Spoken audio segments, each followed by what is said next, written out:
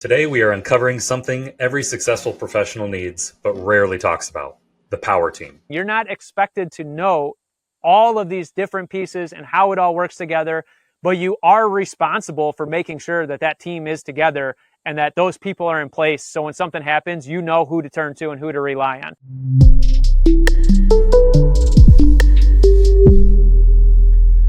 Today we are uncovering something every successful professional needs but rarely talks about: the power team.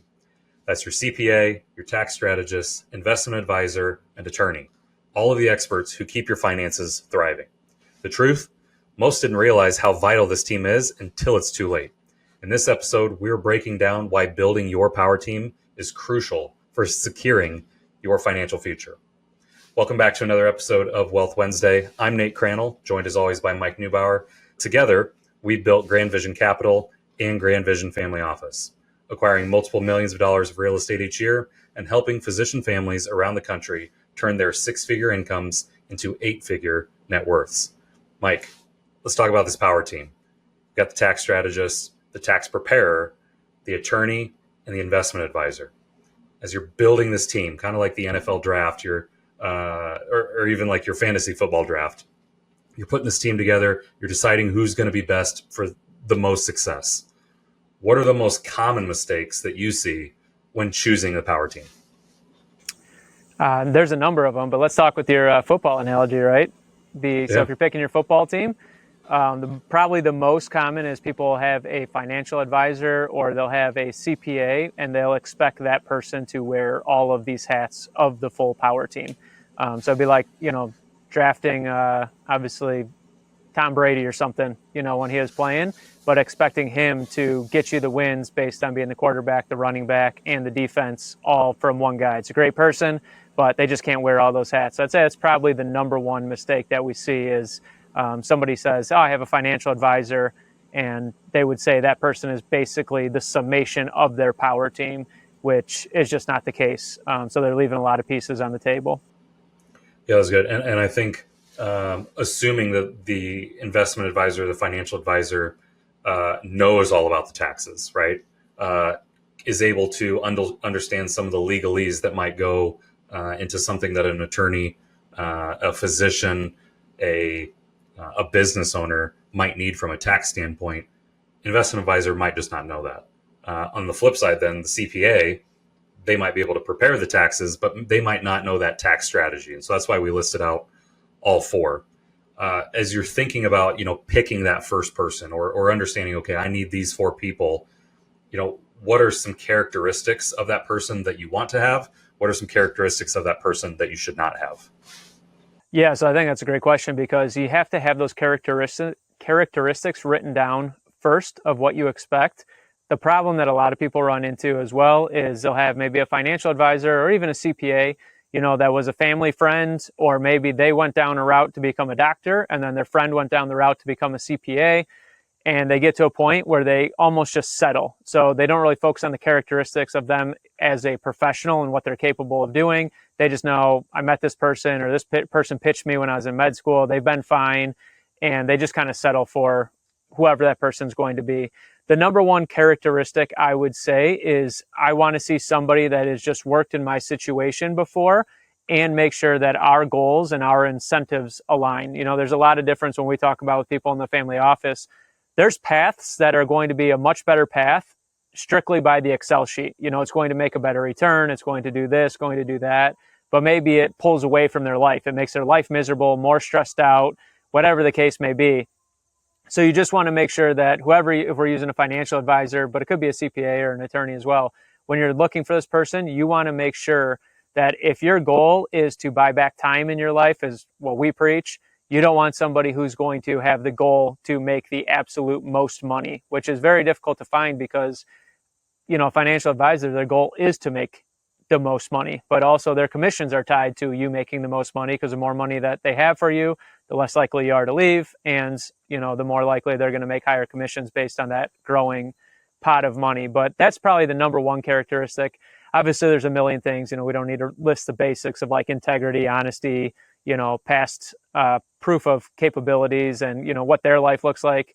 But that's probably the most important. I would say as well. So we've talked about the most important being the future goal and the way they view the world, the way they really are trying to plan this for you. But I would say probably too, the way to see that is take a look at their life. The one thing that kind of drives me nuts, and you know this when we were coming out of school age, like 22, 23, and these people are financial advisors. They've never even made $100,000 in their life. They have like $10,000 to their name, and they're going to advise a $1 million a year physician on what to do with their money. And it's not to say somebody doesn't have the ability to know how to do that, or they're not capable of advising. But there's just a different level of experience and understanding. You know, the world that you see around you and the opportunities when you make $1 million a year versus $100,000 a year, 500,000, wherever you fall on there, the opportunities and the planning that's available for you is just a totally different level. You know, I mean, I started back in the day, the same thing. You know, you're making less than 100,000 and you try to build these principles, but at the end of the day, the financial planning is very different for me back then when I made that amount of money compared to what my financial plan looks like today. There's a huge difference in that. And if you're making 500,000, 300,000, a million a year, you can't have somebody who's still backwards on the timeline. They can't be 10 years behind you trying to advise you of how to get forward, because the reality is you're just going to stay put until that person catches you. And now they know how to advise to that next level. So I think that's probably the two things, is knowing what that goal looks like for them and making sure they're going to get you there. And then also making sure their life reflects what they say are their principles and their beliefs and what they want, you know, to help you do. Yeah, no, that's a great point. I think putting those two together, like, it really comes down to trust, right? The two ideas that you just mentioned together, that takes trust. Unfortunately, a lot of times, when I was a financial advisor and I was meeting with new people, I would hear it all the time, like, "Oh, I already have a financial advisor. I've known him for 20 years. He's a great guy." I was like, "Okay, well, it's fine. I don't want to step on any toes, but we do the financial second opinion." Through the family office, I did the same thing when I was a financial advisor, just offering a second opinion, getting a second set of eyes looking at it. And far too often, the planning was just very basic, very surface level planning. But because that trust had been built and that relationship had been built over such a long time, the planning started 20 years ago, right? So to your point, right when you get out of school, they started planning then. But as this individual who is now making $500,000 a year that I'm meeting with, their planning still reflected back when they were making $75,000 a year. But because they had that trust in that friend or that person that they met with, early on, that was pretty foundational and concrete. And it was sometimes it was hard to get through to them to say, "Hey, you're now at this level, but your planning does not reflect that." And I think so people get stuck.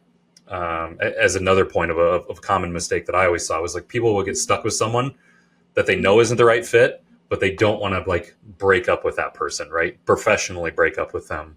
What are your thoughts with that type of scenario when there's, hey, you can clearly see that someone doesn't have a professional in their corner, someone on their power team that is a good fit for them, but it's hard for them to break that? Yeah, I mean, that is a super tough situation. And that's a situation almost everybody falls into, because they either built that trust over time, or maybe a friend that they went to school with went down a different path to do something in the financial world. And, now they're a physician, but they still have that friendship. In a perfect world, you're an amazing doctor who's just crushing it in your realm. And then you have a friend who's a financial advisor and they're just crushing it. And you guys can lean on each other and really be there. It is super tough, though, because that's rarely the case where both are going in that perfect path and they're both at that level together. And that trust that is there may be stronger than the skill level of the person you're paying to have there.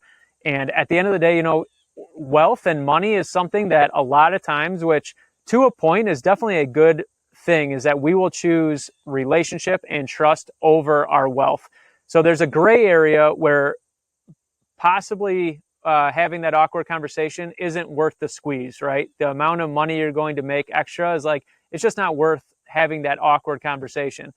But if we flip the analogy to the health world, at some point you have a need where it's just like that awkward conversation now is necessary. So if we're talking in the health world, all of a sudden my life depends on the skill level of the physician. And maybe this physician is my friend and I absolutely love them, but I know at this point, they're not the ones that are going to actually be able to save my life. And then I'm going to have to say, like, I know you're great at your job. Let's say they're both an oncologist that treats, the same thing. So they're qualified on paper, but you know deep down that this other person is just going to be a better fit. And if it's life or death, of course, you are always willing to have that conversation. So that's like the far extreme. If your financial situation was life or death, like, dude, they are screwing up so bad, no doubt you have to be able to have that conversation. The other side is more of a gray area. And I think then you have to have kind of that preemptive conversation where you have to take some initiative to learn some kind of next level things and then present it to them and say, hey, have you heard about this? Have you heard about doing these different types of things and these different investments? And hopefully that triggers them to start to engage and learn about that next level so they can kind of grow with you and bring you on. Or you'll get the fact of the hard thing with a financial advisor, a lot of time they're very limited. So there may be better options out there, but they're limited by their brokerage or they're limited by their license and what they're allowed to say and what they're allowed to advise you on. So that can sometimes be tough too. You learn about something brand new that's going to be great, but your financial advisor can't legally, or maybe his boss just doesn't allow him to advise on that. And then you're kind of stuck because your growth and your ability to take advantage of the next level is limited by the fact that his boss said he can't advise you on that. So then you have to decide, do I want to go to the next level here? And I just have to be willing to say, like, listen, I love you. I love what you do, but you can't get to that next level. I need to switch. Or do you just say, like, I'm going to give up that next level for my family in order to stay committed to this person? So that's typically what happens. And, it is a tough situation. And what we see a lot is that it's a years long period, like they first have this feeling of like, this isn't the right path for my future. But then it's too awkward of a conversation. A year later, they're like, all right, like this is starting to become stressful for me. 3 years after now, they're like, all right, I just have to have this conversation. Like this is just tearing me up. Like I have to do this. But that 3 years of compounded growth that you lose is also like, man, if you were going to have that conversation anyways, and you knew in your heart, you're better to rip that Band-Aid off sooner so you can get to that next level, because those 3 years, 4 years, 1 year of missed growth is definitely going to set you back more than you realize. Yeah, and it's definitely going to be something you think about a lot, right? Like you come up with this new strategy, you do the research, and then you're ready to execute. And to your point, if you have an advisor or someone on your power team that can't execute what you're wanting to create as your next goal, it gets troublesome, right? And it might get a little frustrating just to say, hey, I'm wanting to go down this path, and I got a barrier here that really is not at their fault, right? As the person. So I think that's a great point. I think the third thing that I wanted to talk about when it comes to mistakes, it really comes down to once you're trying to find those 4 people that you want to be on your power team. I feel like a lot of people don't interview the person, right? You're not only trying to figure out who you're wanting to work with, but like I think they might Google who's the best investment advisor in my town, or who's the best CPA, who's the best tax strategist, and they stick with one person. They're like, all right, well let's do this. There's not an interview process. You're not talking to a few different people. You're not understanding kind of like number 2 that we talk about, sticking with someone that isn't a good fit for you. You might start working with that person and realize, after a year, this is not where I want to be, but now I'm already in it, so I really can't get back out of it. And it's because they didn't, interview, ask around, figure out who's a good fit for them and what they're trying to do. Is that something that you've seen on your side as well? Yeah, it's tough to do, interviews because people are so busy. But, when you say interview as well, like, of course it gets to that point, but a lot of this comes from referrals, right? Where somebody says, hey, this person is absolutely awesome. So almost rather than like that interview, you're trusting based on the previous experience of somebody else. And they basically were your kind of trial run, and you didn't even have to do the trial run. They just let you know. I do think it's important to interview. And that's the nice thing for physicians is typically they have that level of income and that level of worth where somebody will actually take time out of their day to sit down and have an interview. The reality is if you're making 80 grand a year, a financial advisor just doesn't see a lot of benefit to them. So for them to take, say, an hour out of their day, and we talk about financial advisor, we're talking about the CPA, the attorney, whoever it is, just somebody on that power team. I mean, they're making $450 an hour. They just aren't going to take an hour out of the day to talk to somebody who doesn't make a lot of money. Right or wrong, that's just the reality. But when you call and say, hey, I'm a doctor, blah, blah, I'm looking to maybe make a change for somebody to help me with this, whether it be the advisor, the tax CPA, the attorney, they're going to take time out of the day and sit down and talk with you. And that's the benefit that you have when you make a lot of money, is you can get the ear of people who are good, but they're no longer advertising. And when somebody is so full, they don't have to go out and pitch at medical schools and pitch to residency programs to try to get their book of business up and running. Those people have a long track record, and they're full because they've taken care of people in the past, and they only let in at certain times. So that's kind of how I would do the interviews. I would look for people who probably aren't necessarily marketing. I'd get some referrals, and then I would talk to those people and say, hey, could I just come sit down with you for an hour? And maybe like you do, you talked about, you do the second opinion. The second opinion from anybody is great. And that's like a perfect interview to say, hey, I saw your sign. So-and-so told me you do great, whatever the case may be. Would you be willing, I'm thinking of making a switch, would you be willing to sit down and do a second opinion with me and just kind of run through everything and see if I have any holes, and then, just be honest with me? It's probably how I'd handle the interview with any of these people. Absolutely. In the intro, when we were talking about, the topic for today, I listed out the 4 people to be on the power team: tax strategist, tax preparer, an attorney, and an investment advisor. A lot of people, I think in their head when they hear tax strategist, tax preparer, well, that's the same person, right? That's my CPA that I go to once a year to get my taxes done. Why is having your tax strategist and your tax preparer be the same person a terrible plan for success? Man, that is probably the most common mistake we see. That is nothing to do with subjective and feelings and friendship. It's just a basic mistake. And people just expect that the tax preparer, who knows where to put the numbers on the form and fill out your 1040 and do your tax return, because they know how to do a tax return, that they think about that tax return strategically and how to plan the year prior, so that when we get to putting numbers on a form, it's all where we want those investments to have been.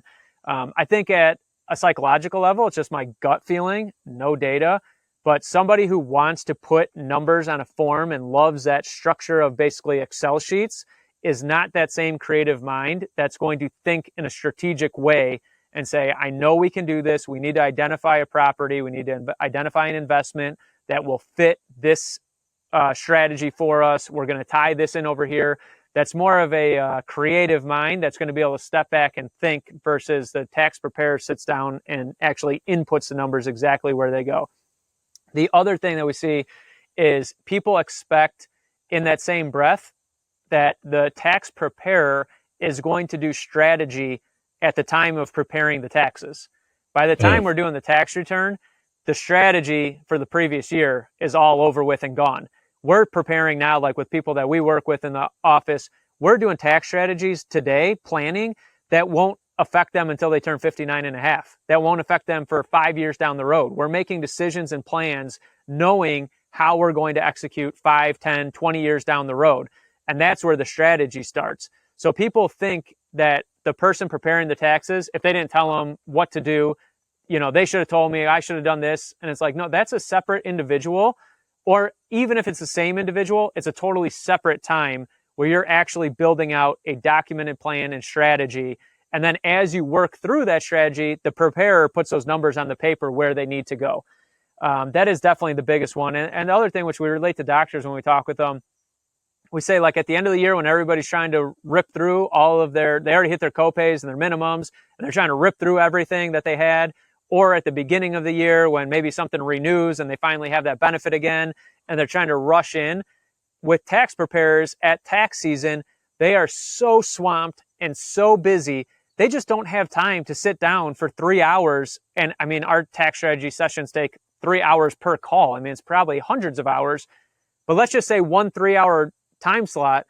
When they have hundreds of tax returns on their desks that they need to get through by April 15th, they just don't have the time or bandwidth to sit down and think about your personal situation for 3 hours. Because then too, the next guy who turns in this tax return, he's expecting the same thing. Like, well, sit down and think about my strategy for 3 hours before you actually fill out the return. So you just got to be realistic about how it works, and be realistic that even in the real world, the same person that is great at engineering and math skills may not be the same person that's great at big, high-level creative thinking. And at the time of tax return, they're swamped. They can't do your tax strategy and planning at that moment. So those people need to be separate, usually, If you can find the same person that can do both, you need to be having those conversations like now, far outside of tax season, and say, hey, for the coming year in 25, what can I do to start lining up taxes? I know I missed this year for the most part, but what can I do next year? You got to have those conversations when your tax preparer is not busy and they have the freedom in their brain and time to actually sit down and have that conversation. Absolutely. That was really good insight. I think if we stick with that football analogy that we did at the beginning of the conversation, in my mind, the tax strategist is like the offensive coordinator of a team. They're trying to figure out that play, that gets them a touchdown, that wins the game, right? That you can equate that to the strategist who is, trying to find those different incentives and loopholes within the tax code to be able to win the wealth game. The tax preparer, then, the CPA, is simply like the referee, making sure that everyone follows the rules and keeps the game orderly. Do you think that's a good analogy, or am I missing something there? That could be a fine analogy. I like the analogy. I thought you were going a different way, so I'll tell you what I was thinking in my brain of what you were going to go with it. So the coach or the offensive coordinator, agreed, is the tax strategist. They're seeing a step back view, looking at all pieces of the puzzle. I thought you were going to go and end the analogy with that being the quarterback, being the preparer, the guy who actually goes out and executes and does what needs to be done. But I think that could be the investor as well, the doctor who's actually making the decisions as a quarterback. But the thing that made me laugh, because I thought you were going to say the quarterback, and I was just thinking about, the athleticism and the capabilities of a quarterback. So let's say that's the CPA who's actually documenting things. Let's just assume that's the analogy. That CPA is documenting these things on there. Well, you think, what if I took the tax strategist and had him do the CPA part where he's filling out it'd be like taking the head coach on the sidelines who's way out of shape, who hasn't played the game in forever, and be like, hey, man, you're going to be quarterback for this play. He'd be like, dude, no way. That is not what I do, So that's where I thought you were going with it. But I could just imagine, some big old out of shape head coach who's probably like Bill Belichick. That guy's a genius coach. You don't want him on the field taking snaps because he's not the one throwing the ball 80 yards, and getting you a touchdown to win the game. It's just not happening. For sure. I mean, that's good context within that analogy, though. For everyone listening, this, probably laughing at us in our football analogy here, but just to understand why it is so important to have the strategist and the preparer be two separate people. Bill Belichick versus Tom Brady. Those are two different human beings. And have two very different skill sets and athletic abilities. So, no, I think that's a much better analogy than what I was cooking up there for a second. Yeah, and that's just that's the truth, and that's obviously the same in the medical world. We talk to physicians all the time. You can talk to an anesthesiologist about oncology, and they're like, dude, I don't really know. I know in general I can have an intelligent conversation, but I'm not at the forefront of oncology. Or you talk to a dentist or an oral surgeon or a cardiologist, and it's like they all have a different role. So if you assume that you're just going to go hire a doctor and they're going to be able to take care of your entire health plan, it's just not realistic. It's not going to happen. And typically that's why people would have, for instance, a primary care doctor, because you need that general advisor that just says, hey, you need to go talk to this person. Let's run some tests and see, actually, this came up in your blood work. I think you should probably go see a cardiologist and a lung doctor, a pulmonologist.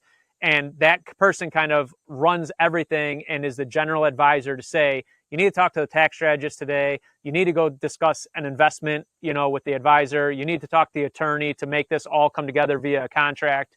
So that's kind of, I guess, the fifth person. And that can be you, but you have to be capable and willing to take on that role. If you're not, then almost you need that fifth person to kind of be the overseer of the whole game plan, the head coach of the whole thing. I am super excited to introduce to you the Doctors and Dollars 5-Day Financial Challenge. I'm Mike Neubauer, I'm CEO of Grand Vision Companies, and I'm the one that you see on the Wealth Wednesday and Daily Dollar episodes with Nate.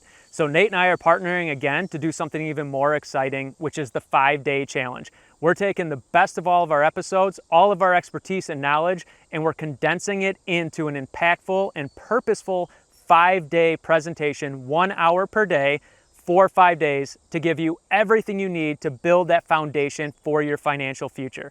So if you're looking to gain the pieces, you want those puzzle pieces and find out how they fit in your financial plan, head over to the Doctors and Dollars website, join us on the 5-day challenge. We're putting it together for free, so you got nothing to lose. We look forward to seeing you on the inside. All right, so we've got everybody thinking about who their tax strategist is in their life, who their tax preparer is. thinking of the next professional that you have to have on your power team. That's the attorney. Most people, I think, will use whoever's kind of the local attorney in their town. Again, maybe it was somebody they grew up with, somebody that their parents always used, and there's a pre-existing relationship there. But let's talk about why maybe only having one attorney could be a problem. As you're building your power team, maybe just having that general attorney that does general practice law might not be the best fit for your situation based on whatever your financial goals are. Let's talk about why would it be important to maybe have 2 or 3 attorneys that you always have in the loop as you're building your wealth plan and building your power team. Yeah, just like health, the law landscape is just so vast. You're going to have general practice, and that's going to be, basics of like I got in a car accident or I need a divorce, stuff like that. But man, at this level, when you're making this kind of money, one thing you have is estate planning. You're typically going to have some sort of kind of tax strategist, as far as maybe you're moving things to trust to try to avoid some taxes and you need somebody to set that up. You're going to have people like malpractice, attorneys, or even attorneys like we talk with Amanda Hill, and she does a lot of contracts for physicians. So you're going to be doing a new employment contract and you don't know what all that says. You need an attorney that can handle that. Well, the estate planning attorney who's building trust for you and planning for your net worth down the road, that's not the same person who's reviewing the contract with the hospital that they just sent over. So you're always going to, at this level especially, you just need pretty solid people. You can't have the general guy who's dealing, like I talk about, the people who make less than $100,000. I don't mean to talk poorly, but it's just a different level of attorney that you need. So if the local guy in town is just doing divorces and personal injuries all day, he's not the guy you want negotiating your new $500,000 contract with a non-compete that the hospital has a 30-mile radius on, and you're not sure, and did somebody else get this? You just can't use that guy. You're going to be harmed by that. So you need the right professionals. Now, I will say my attorney that we use is a local person. We hired him to do real estate initially, but now we have added on as we've grown. So my net worth in the beginning, like I talked about, when I had less than 100,000 to my name and I made less than 100,000, I started building with the attorney that I needed, which was real estate, because that was my game. But now the real estate has turned into income, which turned into net worth. Well, now I need an estate planning attorney. At that time, I never even thought about it. So it wasn't a necessary person to have on the team. But as you start making more money, building more net worth, you need to start adding more people. And same thing, the best thing is then to have those referrals. So I call, Jonathan, who's one of our insurance advisors, talked with him. He said, you got to talk to this attorney. I think he's great for estate planning. Reach out. When I have other things pop up, I call my local guy who handles all of our real estate, and I'll say, here's my situation. Who do you think? And I got a great guy for that. He knows exactly, because these guys are all in a group. They know their skill level. They see them in court. They have conversations with them. So they have a next level understanding of who's capable of handling what you have going on. So it's very important to have those attorneys, because you don't rely on them very often. They're really just kind of pop in, do their job, pop out. But man, when something goes wrong, you need them. And when something goes wrong, you always are going to look back, if you didn't use an attorney, as part of that planning process to say, man, I wish I would have known this. I wish I would have seen this. We've seen a lot of contracts that way, that you just look at and you're like, you can just tell in a second, no attorney reviewed this. There are just basic clauses that are in every contract standard. And it's like, you can just see a contract and be like, we see it in the real estate all the time, buy, sell, and, purchase agreements, rental agreements. And it's like, this just was not reviewed by an attorney. I can guarantee you. And I'm not saying an attorney writes up every lease for you or an attorney handles every single contract. But in the beginning, you better get a review. You better have an understanding that your basic contract, your basic lease is at least on par with a professional one. It's not I wrote this up yesterday, in my 10 minutes of free time. and because attorneys charge for their time, as they should, right? Their time is valuable. You will get the ones that are like, yeah, I threw this together quick. And those aren't the guys or girls that you want on that power team. And I did want to clarify one thing, like having multiple attorneys doesn't mean that you have all of these people on retainer. I think people might hear this and say, oh gosh, having all these different, a real estate attorney and a estate planning attorney and a general, like that's a lot of money that's going out the door. You only are going to need them when you need them. The importance there is building that relationship, helping them understand, hey, you're part of my power team. I want you to be someone that I trust and leverage at some point down the road when needed. and cultivate those relationships. Like in the family office, for example, we have 3 or 4 attorneys that we just keep in contact with. If anybody within the family office needs it based on whatever the situation is, we have that relationship, we have that contact that we can go to them and leverage that. And I think that's really important for anybody as they are building their power team. The attorney line, of your roster isn't just one person. Again, going back to the quarterback, the football analogy, teams don't have one quarterback on their team, right? There's second string, there's third string, just for the if needed, right? And I think that's really important when you're thinking about your attorney, is not getting that general practice guy that says like, he probably knows a little bit about everything, right? No, when you're building a power team for your wealth plan, you want those specialists, right? You want that estate planning attorney that knows it inside and out. You want that contract attorney that, if they're looking at a contract as you're negotiating with a hospital, that's their bread and butter, right? That's what they do. You're not going to go to, you honestly wouldn't even go to the estate planning attorney and say, hey, can you look at this contract and help me negotiate this? Because their job is building trust and those types of things. And so I think just that big caveat, that I probably should have started with when we flipped to the attorney topic, is you're going to have multiple, and it's not like they're on your payroll, they're on retainer. They're just relationships that you need to cultivate and always have ready for when you need them. Yeah, 2 things to that point is the reason you need to know these people and have these conversations up front is because when you need an attorney, it's usually an urgent matter. You never thought you needed an attorney, and all of a sudden something happened and you need an attorney today. And having them on your power team simply means when something unexpected comes up, you know exactly where you're going to turn. You're going to make a phone call. Hey, Nate, this happened. Can you take a look at it? You already know that person. Otherwise, what usually happens is you don't know who that person is at all.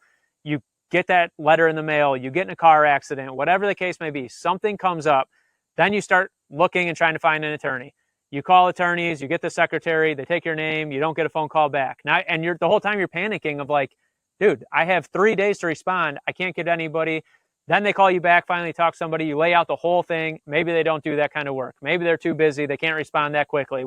And it's like now you're just in panic mode and you make a bad decision because the clock is ticking. You want to make all those hard decisions and get to know people before that time comes so you're ready to go. The other thing you brought up, anybody who's watching this, anybody who has interest in growing their wealth, they're going to grow their wealth. You don't have the interest and want to learn about this stuff and then find yourself poorer in 5 years. It just doesn't work that way, right?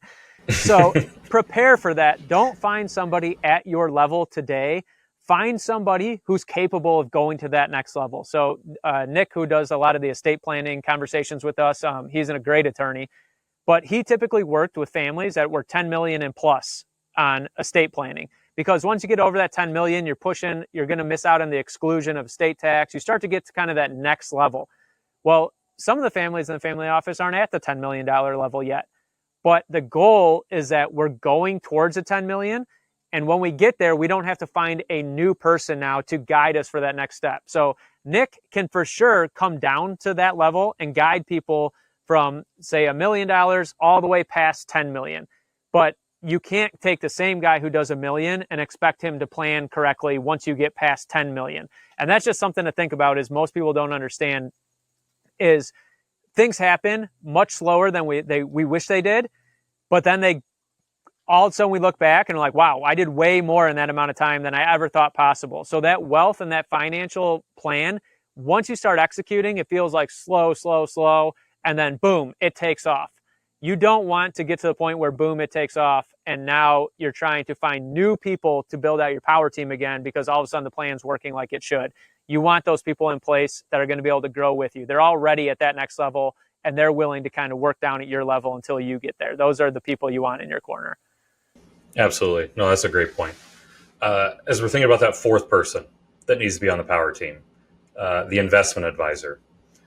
You had made reference earlier that saying investment advisor could mean multiple things. I've met people before that said they had an advisor. When I asked who it was, turns out it was their CPA who just also knew a little bit about investing as well. But let's talk about the importance of having a trusted investment advisor. When you're thinking of some of the characteristics of who you would want on your power team from an investment advisor standpoint, Give me three characteristics that you think are most important when choosing and finding that person.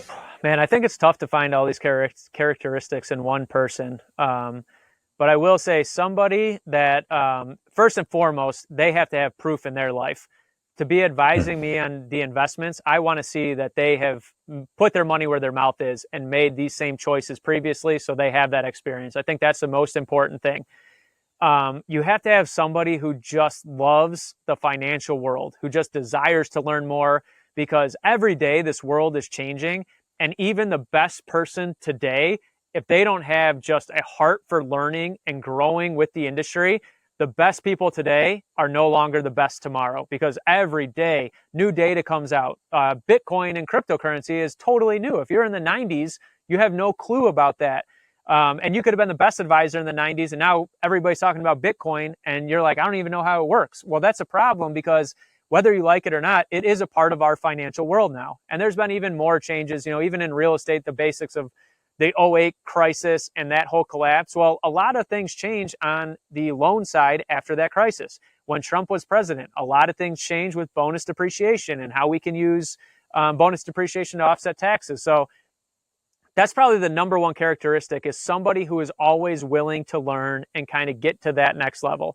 Now, the reason I say, too, that you maybe won't have the best luck having just one person that can fill this role is because the array of this is so wide. So, we talk about oil and gas investments, especially for physicians to lower their taxable income. We talk about real estate for the same purposes, but they have different quirks about them. For instance, real estate, you can use the loan amount as your basis and you can take a huge loss. But because you may not be a real estate professional, you might not actually be able to realize that. On the gas side, you're limited because you can really only take a loss equal to actual cash amount that you put into this investment. So that's a downside compared to real estate. But you don't have to qualify to take it. You get to take that deduction without saying I'm a real estate professional or I work in the oil and gas. So there's so many different quirks and nuances.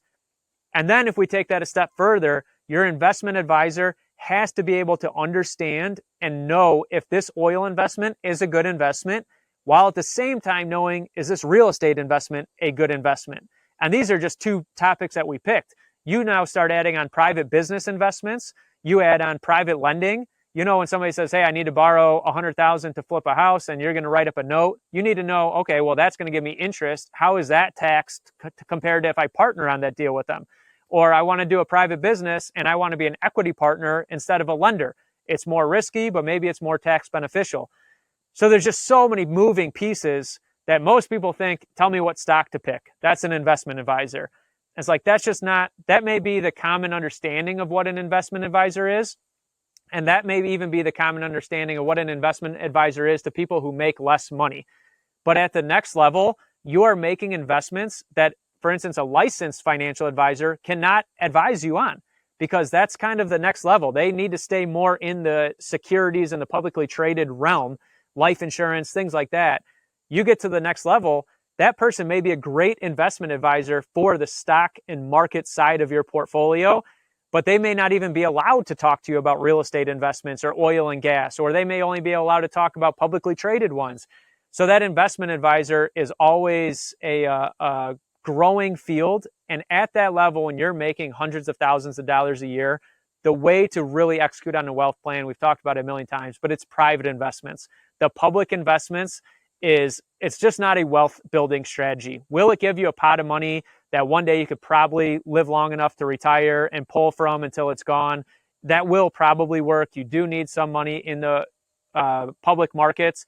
But the reality is the public markets is not where you build real wealth. You build real wealth on the private side, whether it be private real estate, private business investments, oil and gas. Those are where you really make the money. And even if somebody said, look at somebody like Warren Buffett, they would say, well, he's in the public markets. No, he started a publicly traded company to go buy private companies. He made huge private investments and brought it into his publicly traded company.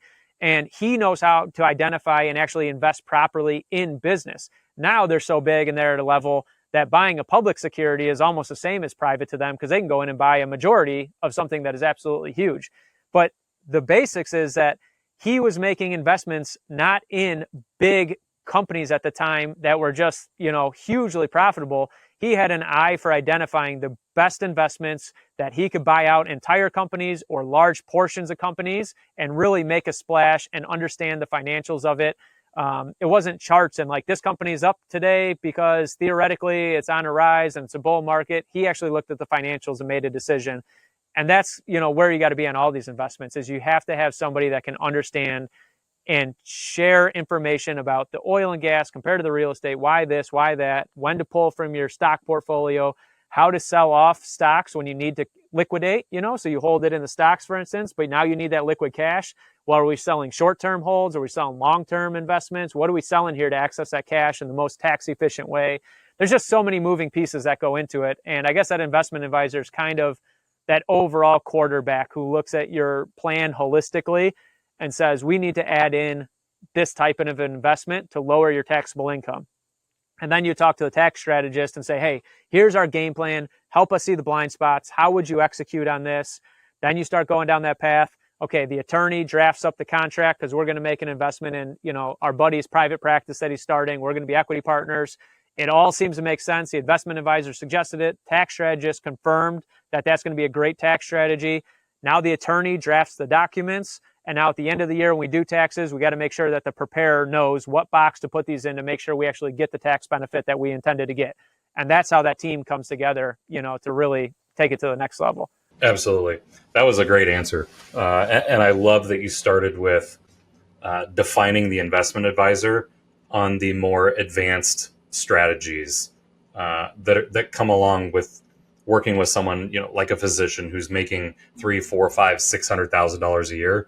Those advanced strategies are the ones that are going to build wealth, right? That your generic, down the street financial advisor that's, plugging in, hey, here's your 401k at work. Let's set up an IRA. Let's do some 529s for your kids. That's kind of skimming the surface, right? Some of those surface level strategies that are important. There are tax plays and some wealth to be built in some of those basic strategies, but that financial advisor is not your investment advisor. That's someone who manages your public equities, to your point, in retirement accounts.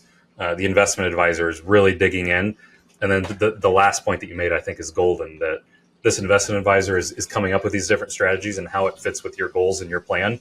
And then is talking to the attorney, is talking to the tax strategist and the CPA to say, hey, here's what we want to do. And is really quarterbacking the situation to help everyone understand, for the Mike Neubauer family, here's what they want to do and here's where we're going to go with this. And then helping execute all of that. One thing that I don't want to say you didn't miss it, because I know you're going to agree with me when I say it, but I think a good investment advisor, one characteristic they need to have, they need to be willing to teach the client, teach the family what it is that they're doing and why. It's one of the first pillar of our 7 pillars, in our family office is education. And I think if a good investment advisor not only is excited and thriving to learn, but I think that they're always willing to teach as well, and help their client understand, here's what it is that, based on what you told me you want to do, here's why we're going to do it this way. And here's how all those puzzle pieces come together, really, so that they're not just sitting in the dark. I don't like when people are like, well, you're the brain surgeon, you do that. I'm the financial professional. I'll handle this for you. You don't need to worry about it. I think that every person who is building wealth should understand the wealth that they're building and how it's being built. And really that passes on to kids then too. A good investment advisor and a good wealth team in general should be involved with kids and the grandkids to help them understand how this wealth is being built and how it's being passed on. Because if everyone understands, how all the cogs and all the pieces are moving, it just brings on more success. And honestly, it's something that we talked about in another episode where, let's say a physician family, they have a pile of money and they're wanting to invest it. They're out there looking for some of those strategies now. If they understand what their investment advisor is putting together and understanding, how some of these pieces work, all of a sudden that buddy does show up and say, hey, I'm wanting to start my own private practice and I need $100,000, to get it going. You're now looking for that and you're able to plan for that to say, hey, that's within my financial plan and what I'm wanting to do. And I have an investment advisor that's going to help me do it, versus someone who just blindly trusts a financial advisor or someone who they feel is their investment advisor. They're not looking for those opportunities. And so I think the advantage of having an investment advisor that is willing to teach, the family, the physician, what is going on and how it's all working, makes for better planning down the road, even by that physician. Yeah. So let's touch on a couple points of that. The first thing is that's the biggest thing that you just brought up is the investment advisor cannot be with you attached to your hip in every conversation. They're not going to family parties. They're not going to work with you.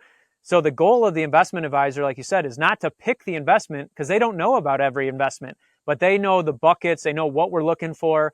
But like you said, you go out in the real world and now the investment advisor taught you and said, this is what we're looking for. This is why we're looking for it.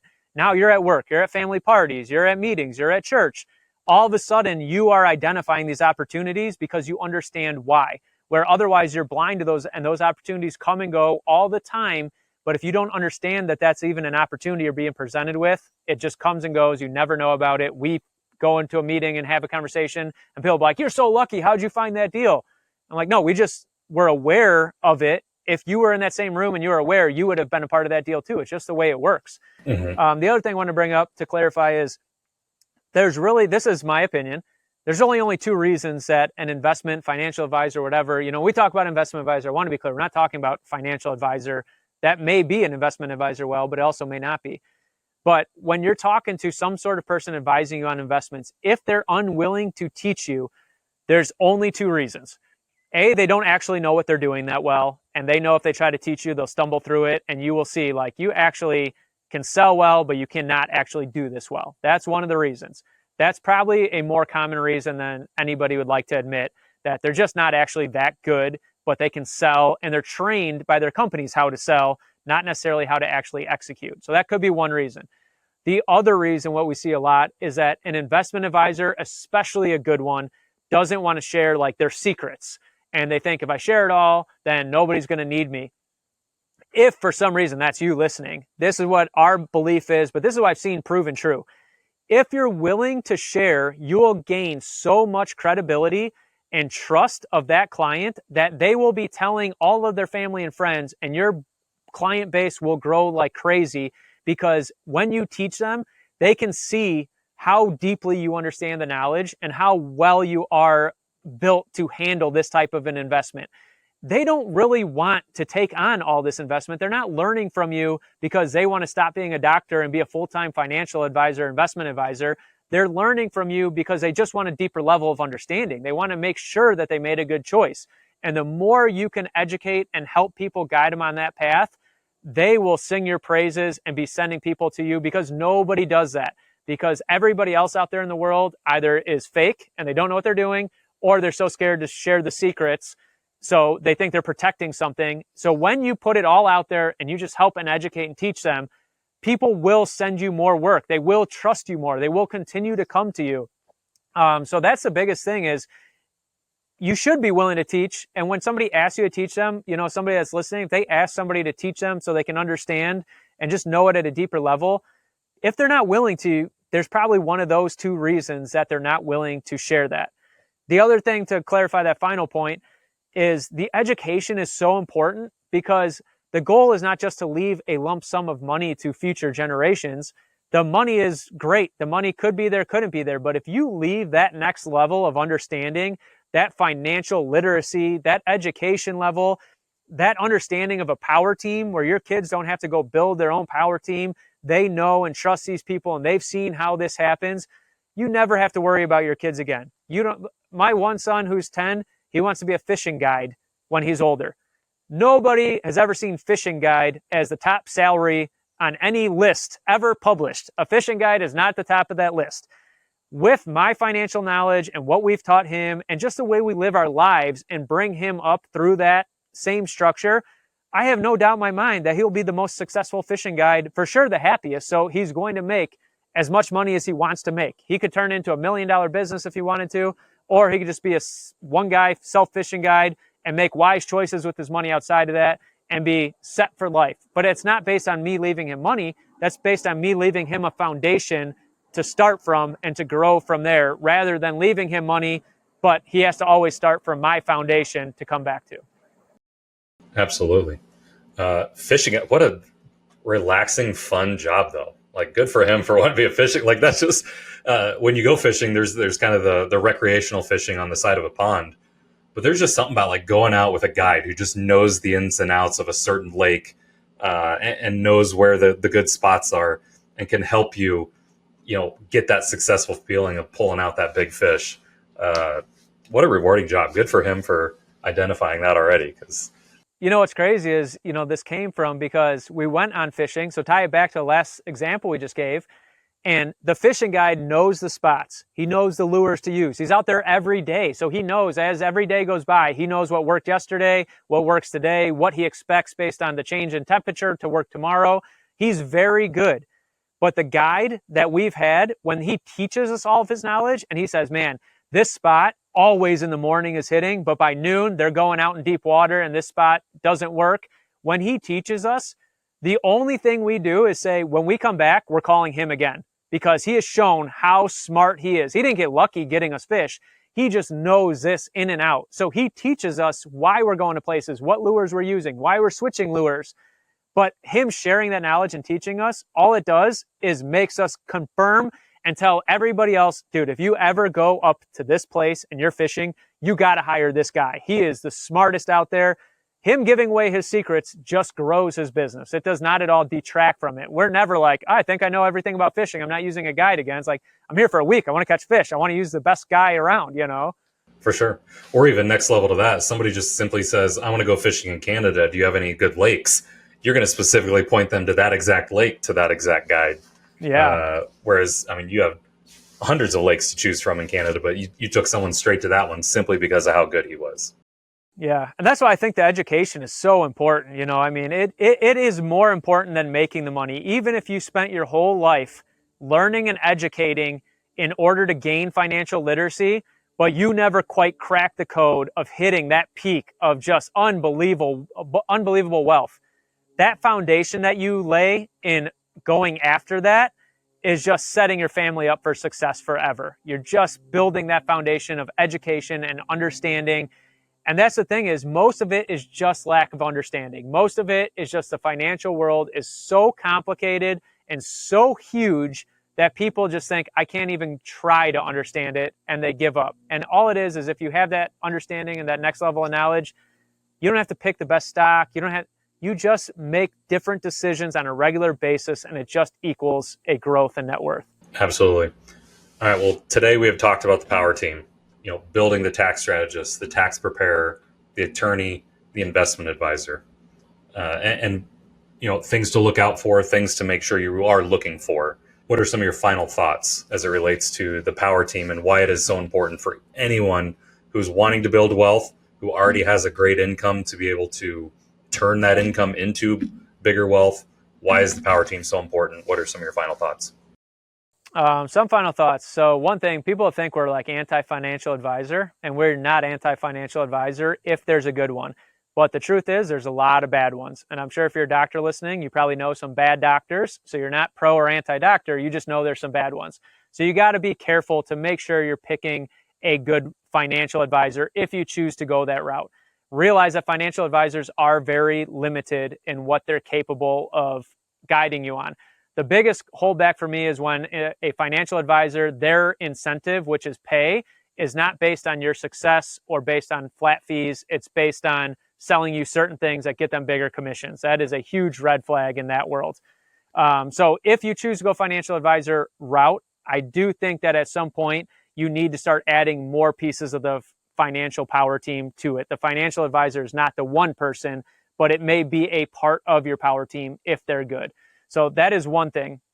The other thing is most people will be too overwhelmed to do this on their own. It's so many moving pieces. And the reality is, when you're doing this type of stuff, you might have one investment a year. You may just not have enough action to keep the attorney interested in you. You may not have enough to keep the tax strategist interested in you because all you can execute is on maybe one or two things this year where they need a team that's going to have a lot of deals. That's why we put the family office together. That's why we do that, is because within the family office, we can utilize these professionals on a much more regular basis, which keeps the conversation open and keeps us growing together and understanding versus just calling these people one time per year. So a final thought is if the family office is something that you want to be a part of, we obviously have that option. But if it's not, maybe you're just have a group of people, 3 or 4 people at work that say, hey, we listen to this podcast. It's a great idea. You just want to do your own little mini club that finds an attorney together. Or maybe you have 4 people and you assign somebody, you got to find an attorney for us. You got to find a tax strategist, and you break this up to try to start building that power team. But the key is, at the end of the day, you do need that power team. There is no way to get to the next level without having this power team on your side. You know, you got to know who to call. You got to know who to look to for answers and help. So that's really what it comes down to, is if you have enough to keep these people busy, you can do it on your own. If you don't, you need some sort of a group structure where you can take off some of the pressure of doing it all on your own, and then they can be a part of it, and you're always having these conversations now and being a part of the big circle, so you can always be growing and learning from others. So I think that'd be my final thoughts. Those were solid. Always important to have a wealth team, a power team behind you. It's critical in your success. Like I mentioned at the top of the show, just turning a 6-figure income into an 8-figure net worth. Tough to do that on your own. Very easy to do it with a power team on your side. Yeah. One more final thought I'll give you. We got the presidential election coming up. And that's like one of the things I think about all the time. They ask these presidents, the nominees, what are you going to do about this? Right? And I always think of, like, I hope you hire the best person to figure that out. I hope that's the answer. Like, why would this person know the answer to dealing with an Israel conflict and a Ukraine conflict and tariffs in China and immigration and an economy and interest rates? Like, there's no way that one person is going to know all of these different topics and be an expert at all of them. And it's like, that's kind of the same thing. You're not expected to know all of these different pieces and how it all works together, but you are responsible for making sure that that team is together and that those people are in place. So when something happens, you know who to turn to and who to rely on. So it's your responsibility, but you don't have to be the one to wear all those hats. Great point. Ideal candidate would be the one that says, well, I'm going to hire, or I'm going to have so-and-so on my cabinet to take care of this, and I'm going to bring on this person to handle this.